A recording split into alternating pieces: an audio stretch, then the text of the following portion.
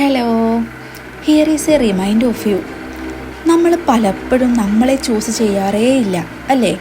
For example, നമുക്ക് വേണ്ടി എന്തെങ്കിലും വാങ്ങണമെന്ന് വിചാരിക്കുമ്പോൾ, നമുക്ക് പഠിക്കാൻ വേണ്ടിയിട്ട്, എന്തെങ്കിലും ഒരു സെൽഫ് ഇൻവെസ്റ്റ്മെൻറ്റിന് വേണ്ടിയിട്ട് അവിടെയൊക്കെ നമ്മൾ എന്നൊരു കഥാപാത്രം വരുന്ന സമയത്ത് നമ്മളൊന്ന് മടിക്കും അല്ലേ? ഒരു 101 വട്ടം നമ്മൾ തിരിച്ചും മറിച്ചും ആലോചിച്ചുകൊണ്ടേയിരിക്കും. അത് വേണോ, അത് വേർത്തിട്ടാണോ, എനിക്കത് ആവശ്യമുണ്ടോ, അതിനേക്കാൾ വലുത് പണമല്ലേ, അതിനേക്കാൾ വലുത് മറ്റുള്ളവരല്ലേ എന്ന് വിചാരിച്ചിട്ട് നമ്മളെ ബാക്കിലോട്ട് മാറ്റി അങ്ങ് വെക്കും.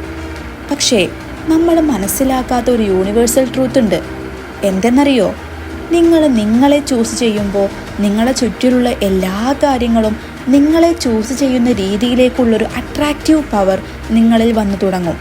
അതായത് നിങ്ങളെ ചൂസ് ചെയ്യുമ്പോൾ, നിങ്ങൾക്ക് വേണ്ടിയിട്ട് പ്രയോറിറ്റൈസ് ചെയ്യുന്ന സമയത്ത് ഇവിടെയുള്ള നിങ്ങളുടെ എൻവിയോൺമെൻറ്റിലെ എല്ലാവരും നിങ്ങളെ പ്രയോറിറ്റൈസ് ചെയ്യാൻ, നിങ്ങൾക്ക് വേണ്ടിയിട്ട് വർക്ക് ചെയ്യാൻ, നിങ്ങളെ അട്രാക്റ്റ് ചെയ്യാൻ പാകത്തിനങ്ങ് മാറിക്കോളും.